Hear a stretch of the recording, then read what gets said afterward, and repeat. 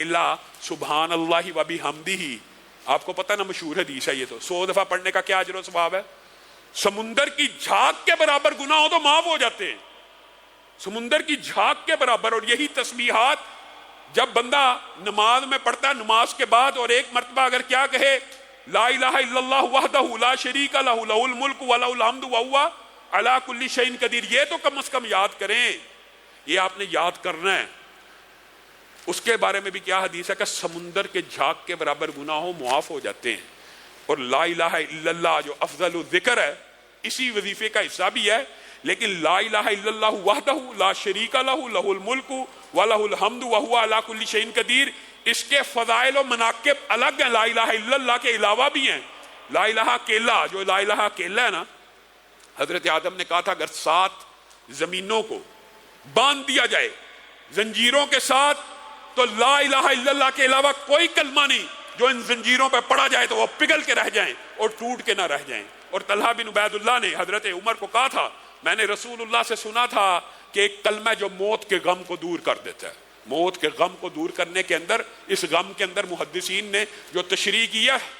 ساری باتیں شامل ہیں۔ موت کے غم میں تکلیف، اذیت، دنیا چھوڑنے کا دکھ، اپنے بیوی بچوں کو چھوڑنے کا دکھ، اپنے مال پیسے کو چھوڑنے کا دکھ، ہر قسم کی تکلیف غم میں شامل ہوتی ہے۔ میں نے سوچا کہ میں رسول اللہ سے پوچھ لوں گا، لیکن رسول اللہ دنیا سے چلے گئے۔ حضرت عمر مسکرانا شروع ہو گئے، مجھے اس کلمے کا پتہ ہے، مجھے اس کلمے کا پتہ ہے۔ طلحہ کہنے لگے پھر بتا دیجئے، تو حضرت عمر نے کہا لا الہ الا اللہ کے علاوہ کوئی کلمہ نہیں جو موت کے غموں کو بھی دور کر دیتا ہے۔ یہ لا الہ کا کلمہ چھوٹا کلمہ نہیں ہے، یہ لا الہ الا اللہ کا کلمہ جو ہے اگر وقت وفات انسان کے منہ سے جاری ہو جائے، رسول اللہ صلی اللہ علیہ وسلم نے کہا جس کا آخری کلام لا الہ الا اللہ وہ جنت میں داخل ہو گیا۔ اسی کا جو بڑا وظیفہ ہے لا الہ الا اللہ وحدہ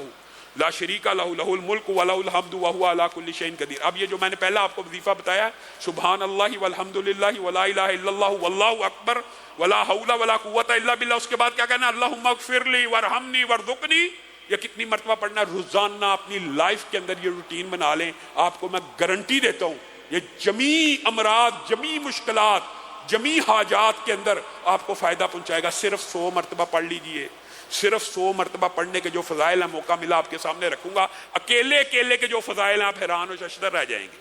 اکیلے اکیلے کے جو فضائل ہیں 100 مرتبہ پڑھنے میں کتنا ٹائم لگتا ہے؟ آپ اپنی زبان پہ ذرا رواں کریں۔ اللہ کے فضل و کرم سے بعض نمازی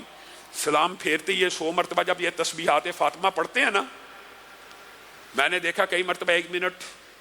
لگتا ہے اور 1 منٹ میں انسان پڑھ کے فارغ ہو جاتا ہے، زبان پہ چڑھا ہوتا ہے۔ یہ آپ 100 مرتبہ پڑھیں، اس کے اجر و ثواب کو حاصل کرے گا۔ اور دوسرا جو وظیفہ، پھر وہی بات، جادو، جنات، ثواب، اجر، نیکیوں کا سیزن ہے، وہ 100 مرتبہ صبح اور شام پڑھنا ہے۔ اس کی آپ روٹین چاہے پورے رات میں 1 مرتبہ کی بنا لیں، لیکن اس وظیفے کی روٹین 100 مرتبہ صبح اور 100 مرتبہ شام کی اس لیے کرنی ہے کہ رسول اللہ صلی اللہ علیہ وسلم نے فرمایا ہے جو بندہ 100 مرتبہ صبح لا الہ الا اللہ وحدہ لا شریک لہ لہ الملک و لہ الحمد وہو علی کل شیء قدیر پڑھتا ہے، 100 مرتبہ رات کو پڑھتا ہے، وہ شیطان کے شر سے محفوظ ہو جاتا ہے۔ اور شیطان اور جنات کے شر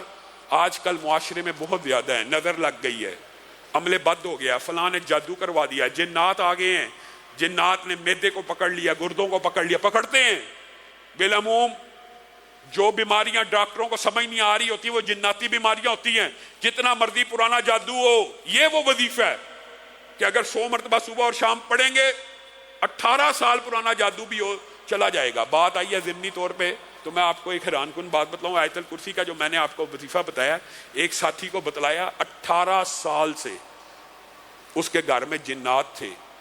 جو ظاہر بھی ہو جاتے تھے کئی مرتبہ اور تنگ کرتے تھے۔ 313 مرتبہ اس نے آیت الکرسی پڑھنا شروع کی، اس کے بعد جن گھر میں داخل نہیں ہو سکا۔ اور اس کے جو اجر و ثواب اور مناقب ہے، اسی طرح یہ لا الہ الا اللہ وحدہ لا شریک لہ لہ الملک و لہ الحمد وہو علی کل شیء قدیر، اس کے یہ تو جنات سے اور جادو سے حفاظت کے لیے صبح شام ہے نا، لیکن کیا یہ صرف جادو اور جنات سے حفاظت کرتا ہے؟ رسول اللہ صلی اللہ علیہ وسلم پہلی حدیث میں کیا کہا؟ 100 مرتبہ پڑھنے والے کو 10 اسماعیل کے، اسماعیل کون ہیں؟ پیغمبر ہیں، جد امجد ہیں، ابراہیم کے بیٹے ہیں، جن سے اللہ رب العزت نے خانہ کعبہ کی تعمیر نو کا کام لیا، اتنا جلیل القدر پیغمبر، اس کی اولاد کے اگر 10 بیٹے غلام بن جائیں تو ان کو آزاد کرانے کا ثواب ہے 100 مرتبہ پڑھنے سے۔ پھر اللہ رب العزت نے اخلاص کی بنیاد پہ، بعض محدثین نے لکھا یہ اخلاص نیت کا اضافہ ہے، یا تخفیف کی بنیاد کے اوپر آسانی کی، اور کیا کہا جو 10 مرتبہ پڑھتا ہے، یعنی اس کا اجر مزید بڑھا دیا، جو 10 مرتبہ پڑھتا ہے اس کو 4 اسماعیل کی اولاد میں سے گردنیں آزاد کرنے کا ثواب ہے۔ اور پھر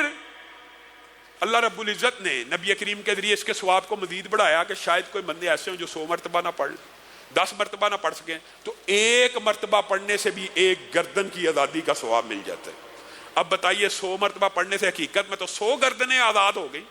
تو یہ اپنی زندگی کے اندر ثواب کے لیے بھی اس وظیفے کو اختیار کرنا چاہیے